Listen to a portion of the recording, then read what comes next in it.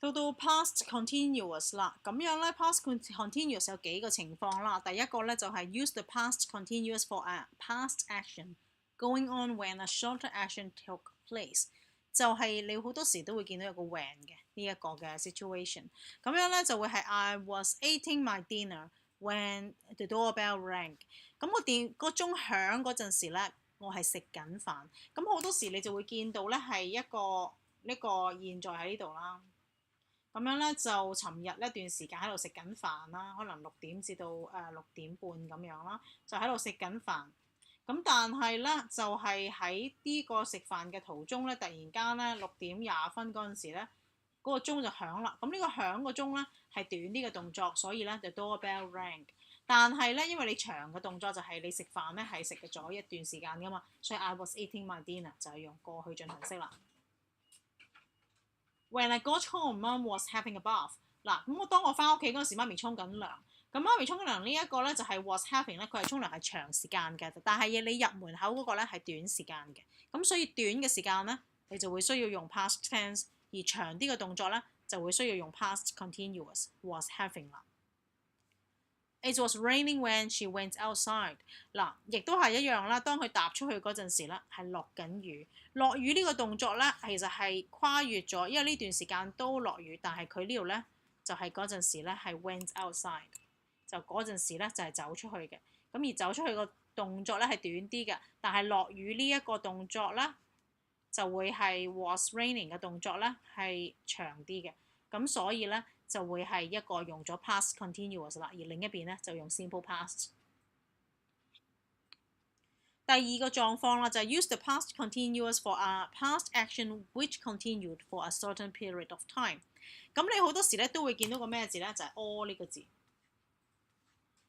The children were giggling all through the lesson， 即係話成堂咧都喺度笑。OK， 咁所以咧你就會用were giggling， 即係喺度嘻咁笑啦。We were searching for his keys all morning， 成朝喺度揾啦。He was playing video games all day， 成日都喺度打機啦。咁你會咧係講緊要全日都喺度做緊嘢啦，你就會需要用呢一個嘅係用呢個 past continuous 啦。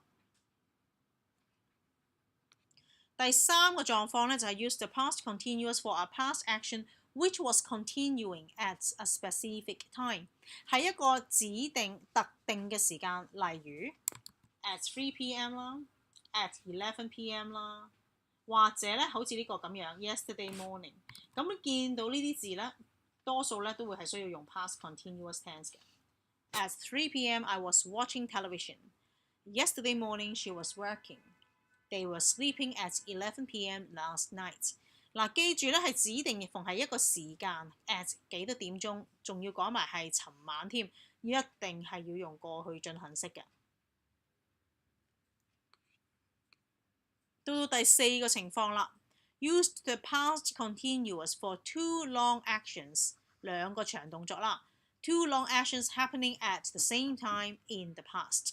你會見到咧係同時間進行，但係以前同時間進行，通常會見到乜嘢咧 ？While，OK，while。While you were watching television, I was cleaning the house。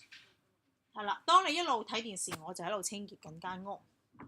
The children were listening carefully while their parents were talking about them。佢哋咧，父母一路講緊佢哋嗰陣時咧，啲細路咧就一路喺度聽緊。The cat was sleeping while we were stroking it。隻貓喺度瞓緊覺，當佢喺度乜嘢？我哋喺度摸佢嗰陣時咧，佢就喺度瞓緊覺。咁呢兩個動作咧係完全係同一個時間發生嘅。佢喺度聽緊，佢就講緊；佢喺度睇緊，佢就清潔緊，係同時間發生。咁所以見到 while 咧，好多時啊都係兩邊咧都會係一個 past continuous 嘅。到 past continuous， 我哋一齊做個練習啦。第一個啦，嗱，你會見到呢一個咧 at 4 p.m. on Wednesday， 咁就係即係一個 specific time 啦。所以咧 I was visiting my grandparents。見到個 while 啦，咁所以咧 while you were working。We were planning a surprise party for you。因為當你喺度做緊嘢，我哋就喺度計劃緊一個 party。They 乜嘢 their presentation when 嗱見到個 when 啦 ，when the teacher interrupt them， 佢喺度乜嘢咧？喺度練緊，但係老師咧就 stop 咗佢哋，咁所以喺度練緊啦 ，were practicing。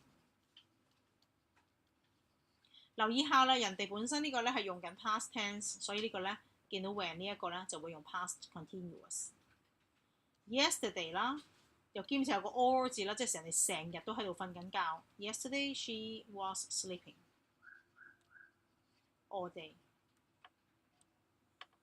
我哋亦都睇一個 proofreading 嘅練習啦。While I lived in New Zealand, a big earthquake was happening。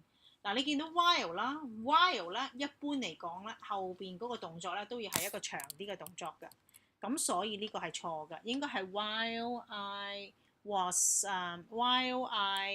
I was living in New Zealand, a big earthquake happened。係啦 ，happened 應該係就咁 happened， 係講話佢發生咗。咁你住喺紐西蘭係會長啲嘅動作噶嘛，係長啲，你住喺一段時間，但係發生地震只係嗰一刻嘅啫嘛。While the sun was shining, we were sunbathing outside。呢個冇錯啦，因為當個太陽喺出邊照耀嗰陣時咧，我就喺度即係喺度曬緊太陽咁，所以係啱嘅。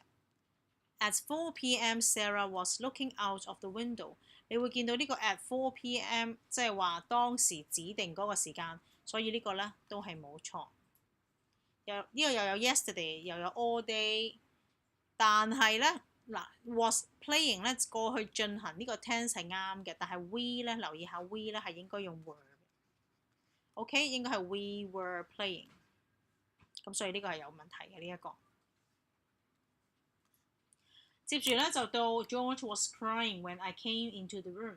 呢一個咧就係佢當佢入嚟嗰陣時咧，佢喊緊。呢個喊咧係長啲嘅動作，而短啲嘅動作咧就係入嚟，所以咧係冇錯嘅呢一個。